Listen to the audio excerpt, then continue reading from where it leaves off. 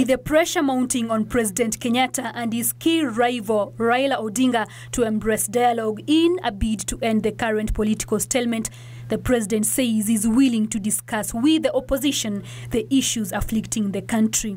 The only condition being that the opposition first exhausts the legal avenues provided for in the Constitution in seeking redress over the recent divisive presidential election that was held on October 26th. The people of Kenya have decided. The IEBC have made their announcement as to the verdict in a free and fair democratic election. There is still another process. So we shall wait for that process and we shall wait for its outcome. So therefore, those who will want to ask me, are you going to engage in dialogue with so and so and so and so? Let them first and foremost exhaust their constitutionally laid out processes. Let them go to court, let them do whatever they want. Nobody shall deny them of their constitutional right. Those issues we shall discuss later. As to my agenda going forward, I will discuss once the processes are over. I am not going to jump the gun.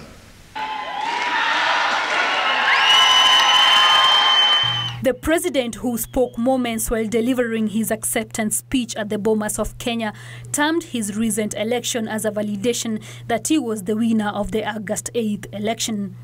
On the 8th of August, 15 million Kenyans came out to vote.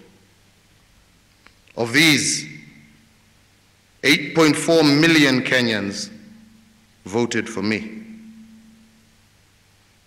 On October 26th, 90% of those same voters came out once again to support my bid.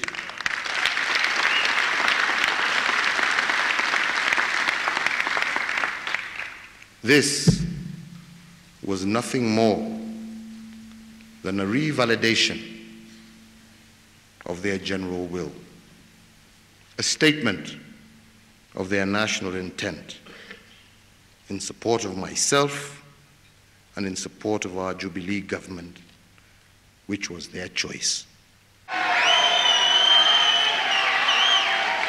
And at a time Kenyans went to the polls amid accusations that he had changed the rules of the game midway to his advantage, President Kenyatta said he delayed signing election law amendments bill to ensure a level playing field.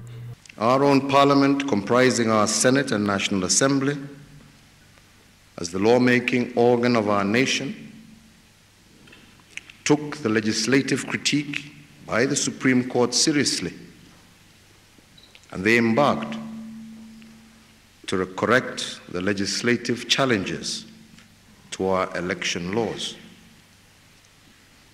But when the bill was brought to me for signature as president, I was also compelled by my own conscience to go back to the origins of law. If an act of parliament is a direct expression of the will of the people, are the people happy with the law? Some, including some in this room, argued that I was changing the rules of engagement halfway through the game. Others argued that to change the electoral law ahead of the 26th election was to privilege myself over the other competitors. And because the law must be founded on reasoned national consensus, I listened to these voices and I did not sign that new bill into law. He also accused NASA leader Raila Odinga of cherry-picking part of the Supreme judgment to advance his agenda.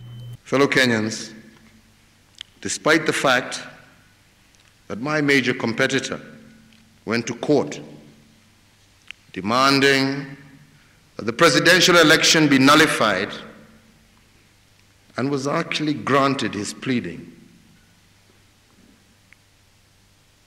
and an annulment, he chose to ignore the rest of the ruling, which ordered a fresh election in 60 days, conducted by none other than the Independent Electoral and Boundaries Commission as constituted. Therefore, he ultimately chose to abandon the fresh poll. I say this: you cannot choose the opportunity to exercise a right and therefore and thereafter abscond from the consequences of that choice. Asanteni sana wenzangu. Asanteni. The October 26th poll was held following the nullification of the October 8th election by the Supreme Court over what the court termed as massive illegalities and irregularities. And just like the August 8th poll, the latest election is bound to be a subject of Supreme Court litigation after human rights activist Okia Omtata, who termed it sham, filed a petition challenging its credibility.